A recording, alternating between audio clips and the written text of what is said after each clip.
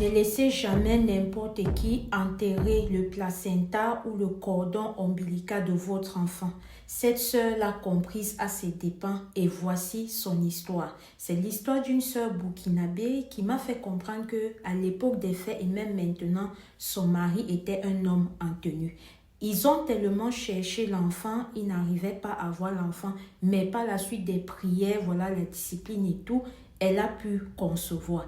Quand elle parvient à concevoir, ils sont tellement contents, c'est ainsi que sa grossesse se déroule normalement. Un jour comme un autre, voilà, son mari est rentré du travail, il lui a fait comprendre que ma chérie, je dois aller en mission. Elle dit que mais regarde mon ventre, je suis déjà presque à terme, tu pars en mission comment? S'il y a un truc qu'il faut gérer là, qui va gérer ça pour moi? Il dit que ne t'inquiète pas, ma mère est là et mes frères sont aussi là, il y a l'entente entre vous, tu n'as pas à t'inquiéter, même s'il y a quoi, il suffit seulement que tu appelles maman, elle va venir avec mes frères et ils vont faire ce qu'il faudrait faire. C'est comme ça que la sœur s'est sentie en confiance. Son mari est parti en mission. 2 jours après que son mari soit parti en mission, elle commence à ressentir les contractions. C'est comme ça qu'elle sent que son bébé arrive. Elle appelle sa belle-maman qui est venue accompagner des frères de son mari pour l'amener à l'hôpital. Alors quand il l'amène à l'hôpital, parmi les 2 frères de son mari, il y a un qui doit rentrer au travail, il y a l'autre qui est resté là-bas parce qu'il fallait vraiment qu'il y ait un homme à côté, que ce ne soit pas juste des femmes. C'est ainsi que la sœur, on a préparé sa salle, elle est partie, elle a accouché.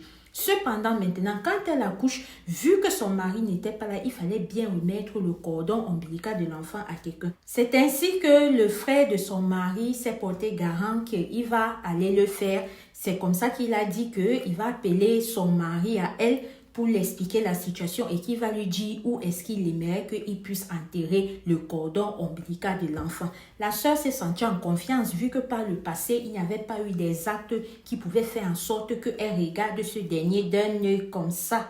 Quoique la confiance n'exclut pas la méfiance. Écoutons l'histoire là. Alors, c'est comme ça que le monsieur, on lui a donc remis cela. Il est parti enterrer. La sœur même ne connaissait même pas où est-ce que c'était. Elle a fait les jours qu'elle avait fait à l'hôpital, elle est rentrée.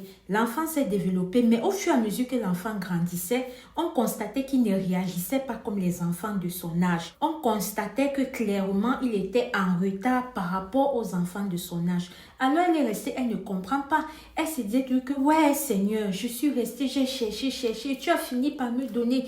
Comment est-ce que tu me donnes alors un cas comme ça?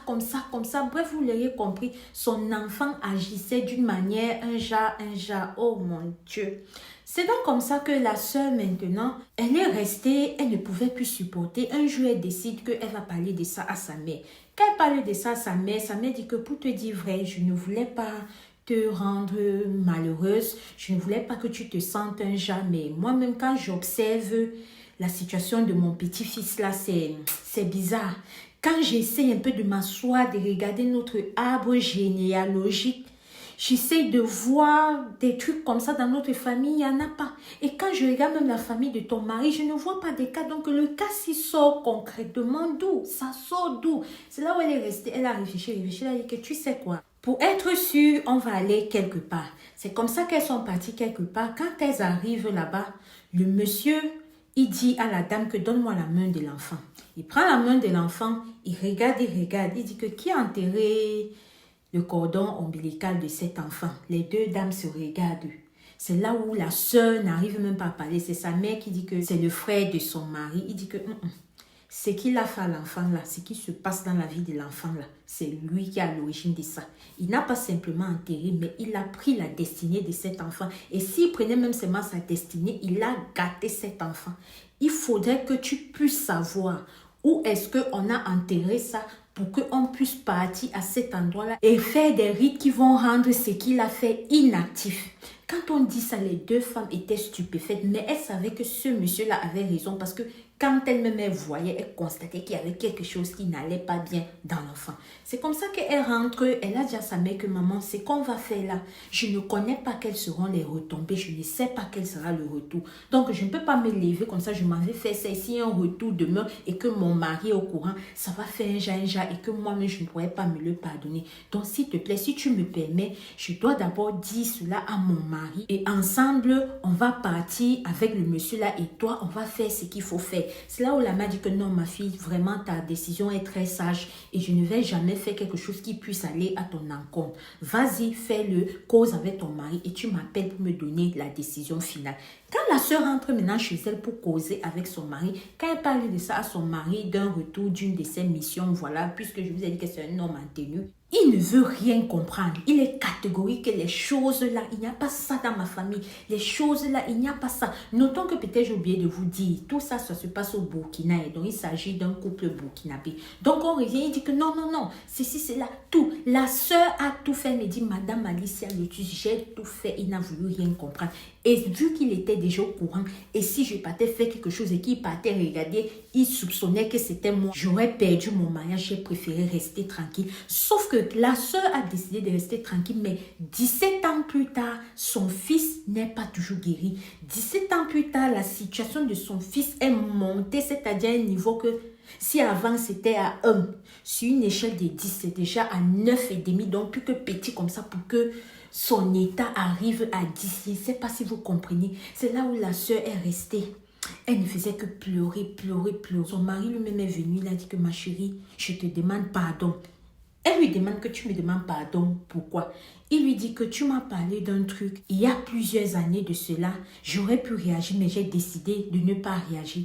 Mais il est clair que quand moi-même je m'assois comme ça, j'essaie de regarder l'évolution de notre enfant, surtout celui-ci par rapport aux autres, je comprends qu'il y a quelque chose. Est-ce qu'on peut encore faire quelque chose? Malheureusement pour eux, le monsieur qui avait vu qu'il pouvait contrecarrer, il n'était plus là. Donc la sœur est là maintenant, elle a besoin de conseils. Elle ne sait pas quoi faire. Elle vit au Burkina Faso, Ouagadougou. Elle ne sait pas quoi faire. Vous voyez, alors elle a dit que si elle a tenu à partager son histoire, c'est que premièrement, elle aimerait et elle espère pouvoir trouver une solution pour son fils. Donc, elle va lire tous vos commentaires, mais que deuxièmement, c'est pour parler aux hommes. Vous êtes souvent là que les choses de regarder un genre ou bien de s'asseoir même pour prier pour l'enfant, ça ne vous concerne pas. Ça, c'est toujours le travail des mères. Qu'une mère, c'est-à-dire la femme, la mère de ton enfant, vient te dire qu'il y a quelque chose sur l'enfant. Tu ne peux pas aimer l'enfant là plus qu'elle. Tu dois faire ce qu'il faut à temps. Voilà son fils. Il a aujourd'hui 17 ans. Ils ne peuvent plus contrecarrer, du moins sur le monsieur qui aurait pu gérer ça, il y a whatever. Il ne peut plus parce qu'il n'est plus là, parce que quelqu'un a dit non et elle a suivi le non. Tata, je t'ai dit en commentaire, je vais répéter devant les abonnés. Vous savez que je ne prends pas position. Vous savez que je ne suis pas là pour dire que je vais conseiller ci, je vais conseiller ça. Mais vu que ta mère et toi, vous avez vu que c'était ça, tu aurais pu trouver un moyen. Je ne sais pas. Je ne sais pas. Maintenant, voilà qui est perdant, c'est l'enfant. En tout cas, renchérissez en commentaire. Je vous ai dit, elle va lire tous vos commentaires. Ne l'abandonnez pas. Elle a besoin de vous. Vraiment, s'il y a quelqu'un qui peut l'aider, faites-le. Le Seigneur vous le rendra au centuple. Alors ça, c'était l'histoire d'une sœur burkinabé à nous. Tout comme elle, tu peux venir nous partager une histoire vraie et ou mystique que tu as vécu toi-même ou bien que ce soit celle d'un proche. En passant, par rapport aux voix que certains abonnés me permettent de modifier, j'utilise un logiciel artificiel qui fait en sorte que vous allez peut-être croire que c'est la même voix à un moment donné, mais c'est le logiciel et la voix de transformation que j'utilise. Donc, pardon, comme j'ai l'habitude de vous dire, concentrez-vous d'abord sur l'histoire, la leçon, ce qu'il faut en tirer avant de vous attarder sur la voix. Ouais! Avant de vous attarder sur les futilités. Ce qui est sûr, c'est que toutes ces histoires-là sont des histoires vraies. Je ne peux pas quand même prendre mon téléphone, je viens vous montrer que l'histoire, c'est le numéro ci. L'histoire là, c'est le numéro ci. Quand même, ce sont des adultes matures.